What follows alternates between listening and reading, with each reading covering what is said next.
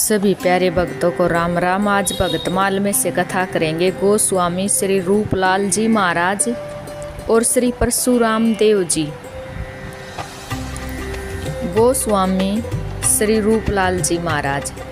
जान ही संत सुजान हिये जिनके निर्दूषण, ललित भजन रस रीति निर्वहन कुल के भूषण। हित कुल उदित उदार प्रेम पद्धति चली आई, कृष्ण वल्लभा चरण कमल के ब्रंग सदाई। सोई विदत बात संसार में, मन कर्म सेवत जुगल पद। गुण ग्रह सिंधु सम देखिए, श्री रूपलाल सबको सुकद। रसिकाचार्य गोस्वामी श्री हित हरिवंश चंद्र महाप्रभु पाद के पवित्र एवं भक्ति परायण कुल में गोस्वामी श्री रूपलाल जी महाराज का जन्म वैशाख कृष्णा सप्तमी को हुआ था। आपके पिता का नाम गोस्वामी श्री हरिलाल एवं माता का नाम श्री कृष्ण कंवरी था। इनका बचपन महापुरुषोचित अनेकों चमत्कार से पूर्ण था, जिनका वर्णन यहाँ अप्रासंगिक होगा। ये जो बड़े होते गए, इनके शील सौजन्य कोमल स्वभाव दया प्रेम आदि गुणों का कर्म से स्वाभाविक परशुपूर्ण होने लगा। उन दिनों भारत मुगल शासन में था। यवनों के अत्याचार वृद्धि की सीमा पर थे। उनसे पीड़ित वृंदावनवासी भक्तगण अपने अपने इष्ट देव के अर्च विग्रह को यत्र तत्र छपाया फिरते थे। बादशाह औरंगजेब से सताए जाने पर महाप्रभु श्री हित हरिवंश चंद्र के इष्ट देव श्री राधा वल्लभ लाल जी महाराज, जो वंश परंपरा से श्री हरिलाल जी के भी इष्ट देव थे, उन दिनों कामवन के समीप अजानगढ़ में छिपे विराजते थे। एक बार सावन के महीने में यमुना में भारी बाढ़ आई, जिससे अजानगढ़ डूबने लगा। अजानगढ़ के डूबने की खबर सरीवन में अभी तक किसी को न थी। एक दिन एक बालक रूपलाल अकस्मात विलख कर रोने लगे। उनके शरीर में एक साथ प्रेम के अनेकों सात्विक भाव उदय हो गई। इनके पिताजी और अन्य भक्तों के पूछने पर कुछ न कहकर इन्होंने अजानगढ़ कामवन चलकर श्री राधा वल्लभ जी के दर्शन करने की इच्छा प्रकट की। पुत्र वत्सल पिता श्री हरिलाल जी इन्होंने अजानगढ़ ले गए। बाढ़ की कठिनाइयों को झेलते हुए अजानगढ़ पहुँचे। श्री राधा वल्लभ जी का दर्शन करके ये ऐसे प्रेम तन्मय हुए कि शरीर की सुधि जाती रही। आँखों से आंसुओं की अविरल धारा बह चली। बहुत देर के पश्चात जब इन्हें चेतना हुई, ये अब अपलक नेत्रों से अपने प्रियतम की रूप माधुरी का पान करने लगे। इनकी दशा देखकर ऐसा प्रतीत होता था मानो बहुत समय से बिछड़े हुए दो प्रेमियों का आज प्रथम मिलन है। प्रेम के आवेश में ये अपने आप को संभालने में असमर्थ हो गई। सूची असूची अवस्था का भी ध्यान भूलकर श्री राधा वल्लभ लाल को अपने भुज बंधन में बांधने के लिए उनकी ओर लपके ये शीघ्रता से निज मंदिर की देली को पार किया ही चाहते थे। तब तक इनके पिताजी ने उन्हें अपनी गोद में उठा लिया। अपने आप को बंधन में देखकर ये उसी समय भावावेश में जोर जोर से चिल्लाने लगे, मुझे छोड़ दो, मैं राधा वल्लभ से बैठूंगा, मैं उन्होंने निखरूंगा, अरे मैं उनके कोमल कोमल चरणों का स्पर्श करूंगा, मुझे छोड़ दो, मुझे छोड़ दो। इनकी छटपटाहट और प्रेम की उतावली को देखकर पिताजी ने प्यार से पुचकारते हुए समझाया, बेटा श्री जी से ऐसी अपावन दशा में थोड़े मिला जाता है। अभी तुमने स्नान नहीं किया और फिर तुम्हारा संस्कार भी तो नहीं हुआ है। हमारे कुल की परंपरा के अनुसार कोई भी गोस्वामी बालक बिना दिव्यजातीय संस्कार और वैष्णव दीक्षा के न तो श्री जी के मंदिर में प्रवेश कर सकता है, न उसका स्पर्श हो। और फिर तुम तो अभी केवल ही 9 वर्ष के छोटे से बालक हो, फिर यह सब कैसे हो सकता है। पिताजी की बात सुनकर आप शीघ्रता से उनकी गोद में कूद पड़े और उसी आवेश में बोले, अच्छा लो स्नान तो मैं अभी किए आता हूँ। और रही संस्कार की बात, उन्होंने आप चाहे जब करिए, मैं तो प्रभु का दर्शन स्पर्श करूँगा ही। यूं कहकर आप बड़ी तीव्र गति से यमुना जी की ओर दौड़े और भीषण बाढ़ में कूद गए। 9 वर्ष के बालक की ऐसी प्रेमा शक्ति देखकर पिता का हृदय आनंद से बासो उछलने लगा। उन्होंने पुत्र की प्रेम पिपासा को शांत करने के लिए उन्होंने स्नान कराया और सोम भी किया और शीघ्र ही संक्षिप्त रीति से निज मंत्र का दान कर दिया। ये मंत्र श्रवण करते ही पुण्य उसी प्रेम आवेश में आ गए और उसी प्रेमो आनंदमय दिशा में उन्होंने मंदिर में प्रवेश कराया गया।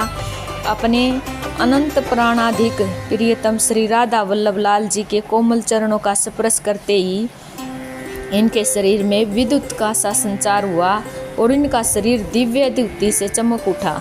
ये प्रेम मुग्ध होकर अपने प्रियतम के चरणों में लिपट गए। लंबी लंबी शुभकियां भरते हुए पावन प्रेम आंसुओं से उनके चरणों को प्रलाक्षण करने लगे। इनकी प्रेम मुग्ध दशा देखकर पिताजी इनसे प्रभु के चरणों की छोड़ने की बात कही, पर ये छोड़ते ही न थे। तब स्वयमेव श्री हरिलाल जी ने इन्हें पकड़कर दूर किया।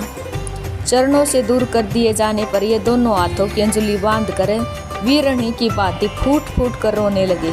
बालक रूपलाल का रोदन सुनकर वहाँ उपस्थित सहस्त्रों नर नारियों का हृदय भी भराया। अंत में इनके बाबा श्री कमलानाचार्य जी ने इन्हें समझाया और आशीष दिया कि बेटा तुम हमारे कुल के भूषण होगे। बाबा के वाक्य सुनकर ये लजा गए और शांत होकर एक किनारे पर जा खड़े हुए। पश्चात प्रसादी चंदन पुष्पमाला बीड़ी आदि लेकर इन्हें डेरे पर भेज दिया गया। इस प्रकार कितने ही दिनों तक पिताजी के साथ कामवन में रहकर श्री जी का दर्शन सुख लेते रहे। पश्चात कामवन से बरसाना होते हुए श्री वन आए और मार्ग में बरसाने की साकरी खोर से होकर जब ये आ रहे थे तो एक मतवाला हाथी इनकी पालकियों की ओर आता दिखा, जिससे सारे अंगरक्षक और कहार पालकी छोड़कर भाग गए। इससे इनके पिताजी घबरा उठे, पर परिणाम हुआ कुछ और ही। मतवाले गजराज ने पालकी के पास आकर बालक रूपलाल के चरणों को अपनी सूंड से स्पर्श किया और वह चुपचाप एक ओर चला गया। क्यों न हो, जिन संतों के पुनीत हृदय में राग द्वेष रहित समता और स्नेह है, वहाँ ऐसे तमोगुणी स्वभाव वाले जीवों का झुक जाना, अपना स्वभाव छोड़ देना क्या आश्चर्य है। श्री रसिक कुमारी जी ने तो मतवाले हाथी को शिष्यों तक बना डाला था। मुरारी जी ने, जो पीछे महंत गोपाल दास जी के नाम से प्रख्यात हुए थे। इस घटना से इनके पिताजी खूब प्रभावित हुए और ये भली भांति समझने लगे यह बालक साधारण बालक नहीं है, अवश्य कोई दिव्य महापुरुष है। बालक रूपलाल के हृदय में श्री ठाकुर जी की सेवा का बड़ा चाव था।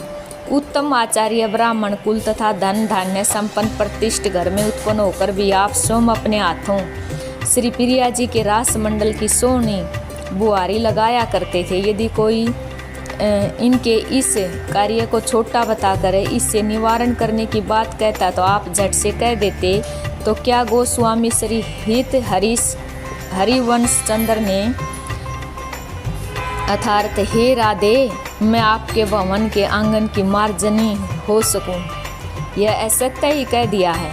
और स्वामी श्री हरिदास जी ने भी तो कहा है, कुंजनी दीजिए सोनी। क्या यह भी व्यर्थ है? इनके इन शब्दों में प्रस्फुटित होने वाली श्रद्धा, भक्ति, सेवा निष्ठा लोगों को निरुत्तर ही नहीं करती, वरम सेवा प्रायण बना देती थी। सेवा की इस लगन ने इनमें केवल 11 वर्ष की अवस्था में एक विलक्षणता उत्पन्न कर दी। ये सेवा करते चलते फिरते हर समय अपने सामने युगल सरकार का दर्शन किया करते थे। विद्या ध्यान विवाह संस्कार के पश्चात लगभग 20-21 वर्ष की अवस्था के उपरांत आपने अपना संपूर्ण जीवन भक्ति प्रचार और भ्रमण में व्यतीत किया। प्रथम बार गुजरात प्रांत की यात्रा में आपने श्री रामकृष्ण मेहता के घर, जो परम वैष्णव थे, प्रीतिवश लगातार 8 मास तक विश्राम किया। इनके सत्संग में मेहता जी कृतकृत्य हो गए और उन्होंने गोस्वामी जी की कृपा से युगल किशोर श्री राधा श्याम सुंदर के दर्शन भी हुए। आपने ब्रज मंडल की भी अनेक यात्राएं की, जिनमें से एक बार गोविंद कुंड गोवर्धन गिरिराज में निवास करते हुए आपने एक गिरिराज शिला का लगातार 6 मास तक आराधन किया। जिससे उस शिला से युगल किशोर का प्राकट्य हुआ, जो अभी भी राधा कुंड में विराजमान है। वहाँ श्री रूपलाल जी की बैठक भी है। और आपकी दूसरी यात्रा पूर्वी भारत की हुई। इस समय जब आप जीवों को भगवान मार्ग में लगाते हुए श्री प्रयागराज पहुँचे, तब वहाँ एक महात्मा ने इन्होंने सिद्धप्रद नारिकेल फल देते हुए कहा कि इसे खा लो, इससे आप में अनेकों सिद्धियों का प्रकाश हो जाएगा। गोस्वामी जी ने उस नारियल को लेकर गंगा संगम में फेंक दिया और कहा, महाराज, जिसे भगवान श्री कृष्ण की चरण कृपा और प्रीति की वांछा है, उसके लिए इन सिद्धियों का प्रलोभन व्यर्थ ही नहीं है, बल्कि अहित कर भी है। मुझे कहीं नाटक चेटक थोड़े दिखाना है। जो भी मैं आपका नारियल रखूं, इनके इस उत्तर से वे सिद्ध महात्मा लज्जित से हो गई। इस बहाने मानो आपने अपने भक्तों को सिद्धियों में न फंसकर अनन्य रूप से श्री कृष्ण भक्ति ही करने का उपदेश दिया। पश्चात आप काशी होते हुए पटना आए और पटना में रामदास वैष्णव का प्रेम में आग्रह और अपने प्रभु की आज्ञा मानकर आपने उनके घर में विराजमान युगल किशोरी श्री विग्रह को लेना स्वीकार किया।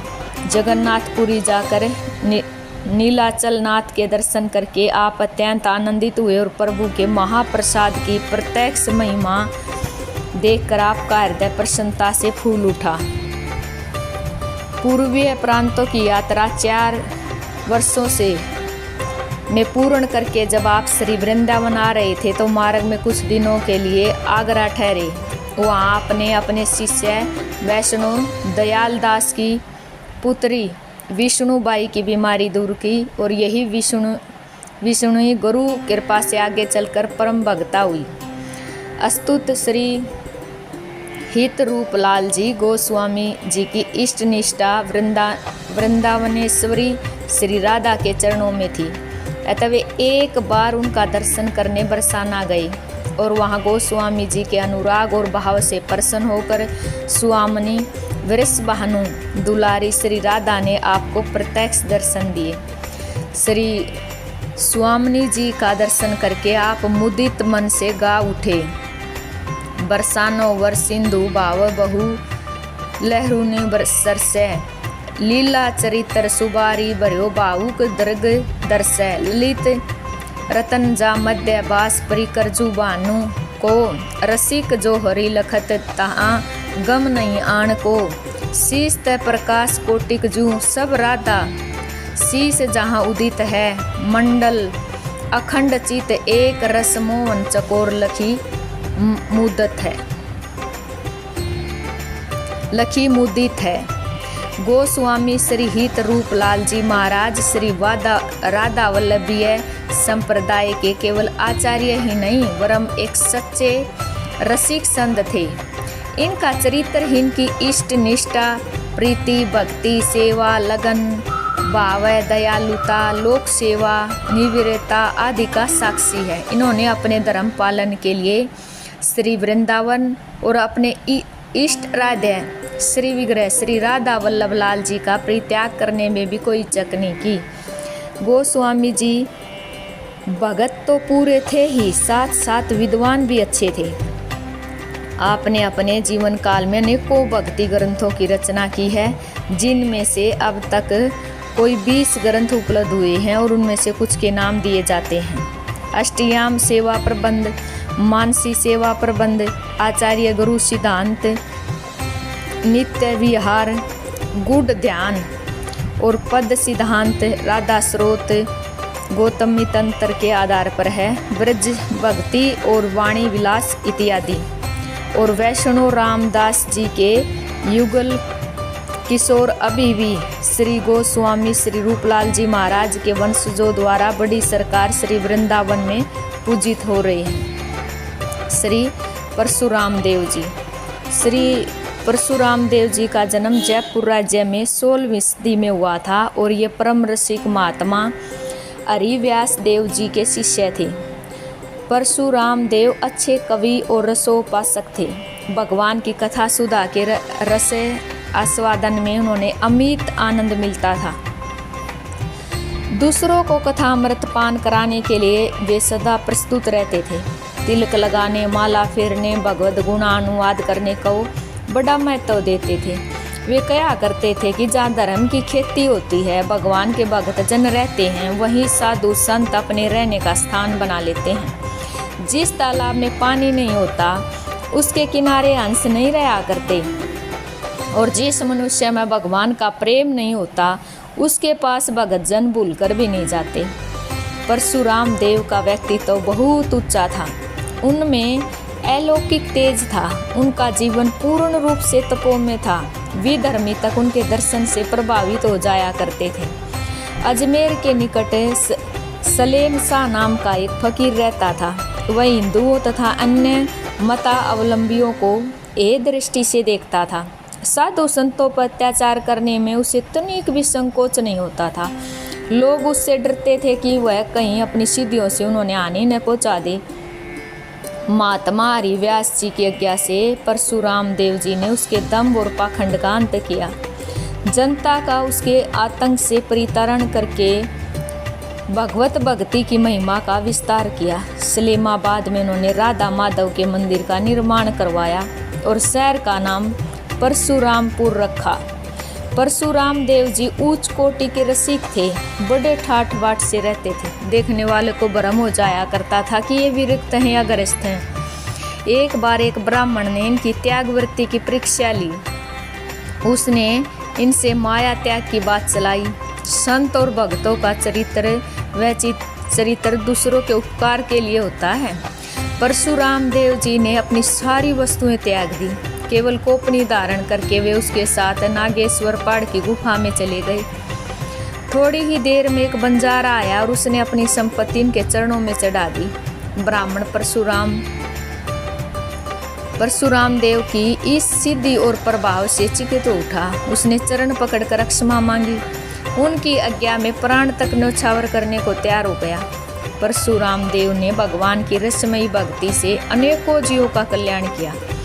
एक बार एक अद्वैतवादी वेदांती सन्यासी ने शिष्य ने उनसे दीक्षा लेकर भक्ति मार्ग का अवलंबन किया। सन्यासी ने उसके सिर पर एक घड़ा जल भरकर उनके सामने भेजा, जिसका आशय यह था कि मैंने इसके हृदय को अद्वैत जल से परिपूर्ण कर दिया था। इस नए ज्ञान की आवश्यकता नहीं थी। परशुराम देव ने घड़े में मीठा डाल दिया, जिसका अभिप्राय यह था कि अभी भक्ति माधुर्य की उसमें कमी थी। सन्यासी उनकी ओर आकृष्ट हो गया और उनमें उसकी श्रद्धा हो गई। उन्होंने परशुराम सागर नाम का एक ग्रंथ निर्माण किया। इस ग्रंथ में 2200 दोहे हैं और छपाए छंद और अनेक पद हैं। इस सरस ग्रंथ में भक्ति, ज्ञान, गुरु निष्ठा, प्रेम की महिमा का बखान विशेष रूप से किया गया है। भगवान के प्रेमी भक्तों के क्षण मात्र के सत्संग से स्वर्ग अथवा मोक्ष की भी तुलना नहीं की जा सकती। फिर संसार के तुच्छ भोगों की तो बात ही क्या है। सभी प्यारे भक्तों को राम राम जी।